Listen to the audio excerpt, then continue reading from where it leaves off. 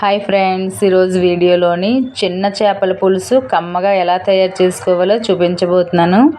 ఈ చేపల పులుసు ఒక్కోసారి తయారు చేసేటప్పుడు విరిగిపోతూ ఉంటాయి. మనకు తెలియకుండా ఒక్కోసారి అలా జరుగుతూ ఉంటుంది. ఈ చేపలు విరగకుండా పులుసు మొత్తం ఒకే టేస్ట్ వచ్చేటట్టు ఎలా తయారు చేసుకోవాలో చూసేద్దాం. ఈ పులుసు రాగి సంకటి రైస్లోకి అద్భుతంగా ఉంటుంది. ఈ చేపల పులుసు కోసం మనం ముందుగా చిన్న చేపలని తీసుకోవాలి. ఇది క్లీన్ చేసే ప్రాసెసే కొంచెం పెద్దది, కానీ హెల్త్కి అయితే చాలా మంచిది.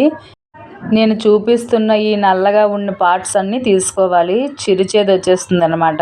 ఇవన్నీ అలా తీసుకున్న తర్వాత ఫస్ట్ 4-5 సార్లు వాష్ చేసుకోవాలి.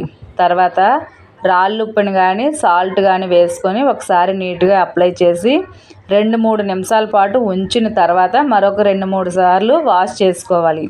ఇలా చేసుకొని మరి కాస్త క్లీన్గా ఉండడం కోసం వంట సోడా 1/2 టీ స్పూన్ వేసుకొని మరొక 2-3 సార్లు వాష్ చేసుకోవాలి.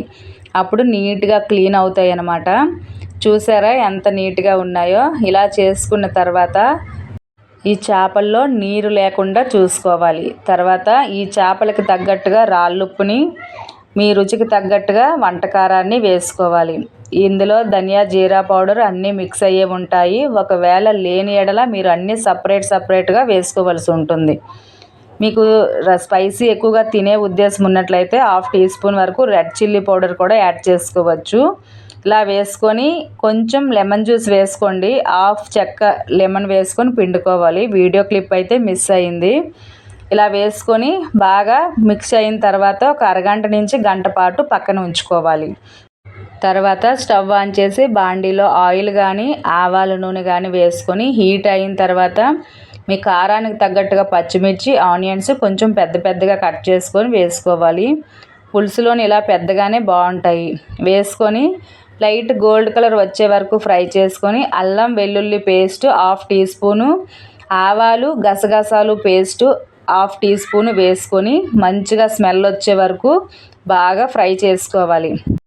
అలా మంచిగా ఫ్రై చేసుకొని మంచి సువాసన వచ్చే వరకు ఫ్రై చేసుకున్న తర్వాత పెద్ద ఆనియన్ ఒకటి, పెద్ద టమాటో ఒకటి మెత్తగా పేస్ట్లా తయారు చేసుకొని ఉంచుకొని ఈ ఫ్రై అయిన ఆనియన్లో ఈ పేస్ట్ని కూడా వేసుకొని 1 నుంచి 2 నిమిషాల పాటు బాగా ఫ్రై చేసుకోవాలి. మనం వేసిన ఈ పేస్ట్లన్నీ ఎంత బాగా ఫ్రై అయితే పులుసు అంత కమ్మగా ఉంటుంది. ఇలా 2 నుంచి 3 నిమిషాల పాటు సిమ్లోని మగ్గించుకున్న తర్వాత మనం ప్లేట్ తీసి చూసినట్లయితే ఆయిల్ అంతా సపరేట్గా కనిపిస్తూ ఉంటుంది. ఇలా సపరేట్ అయిన తర్వాత మరొకసారి బాగా మిక్స్ చేసుకోవాలి. ఇలా ఆయిల్ పైకి తేలితేనే మనకి ఈ మసాలా పేస్ట్లన్నీ బాగా ఫ్రై అయ్యి టేస్ట్గా ఉంటుంది. తర్వాత మనం మరొకసారి బాగా ఫ్రై చేసుకున్న తర్వాత మనం ముందు చేపల్లో కొంచెం కారం వేసాం కదా, మరి కాస్త పులుసుకు తగ్గట్టుగా మరొక 1 టీ స్పూన్ వరకు వంట కారాన్ని వేసుకోవాలి. మనం కంప్లీట్గా ఒకేసారి వేయలేదు, సపరేట్గా వేసుకోవాల్సి ఉంటుంది. ఇప్పుడు పులుసుకు తగ్గట్టుగా వేసుకోవాలి. ఫస్ట్ చేపలకు తగ్గట్టుగా వేసుకొని మ్యాగ్నేట్ చేసుకోవాలి.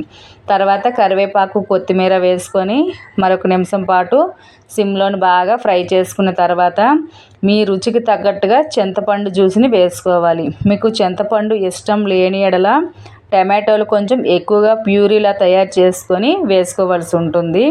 అవి కూడా ఇష్టం లేని వాళ్ళు ఈ చేపలు గ్రేవీలా తయారు చేసుకున్న తర్వాత స్టవ్ ఆఫ్ చేసి గోరువెచ్చగా అయిన తర్వాత లెమన్ జ్యూస్ వేసుకుంటే కమ్మగా ఉంటుంది.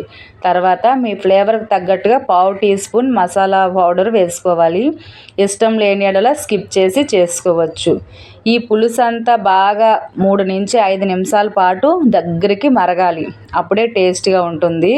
ఇలా మరిగి ఆయిల్ అంతా బయటికి సపరేట్ అయిన తర్వాత మనం ముందుగా మ్యాగ్నేట్ చేసుకున్న చేపల్ని ఇప్పుడు మాత్రమే వేసుకోవాలి. స్టార్టింగ్లోనే వేసినట్లయితే చేపలన్నీ విరిగిపోయి పేస్ట్ లాగా అయిపోయే అవకాశం ఉంటుంది. ఒకవేళ ఈ చేపలు ఫ్రై చేసుకునే ఉద్దేశం ఉన్నట్లయితే మ్యాగ్నేట్ చేసుకున్న చేపలని 2 నుంచి 3 అవర్స్ పాటు ఫ్రిడ్జ్లో ఉంచిన తర్వాత ఫ్రై చేసుకుంటే చాలా టేస్ట్గా పొడిగా క్రిస్పీగా వస్తాయి.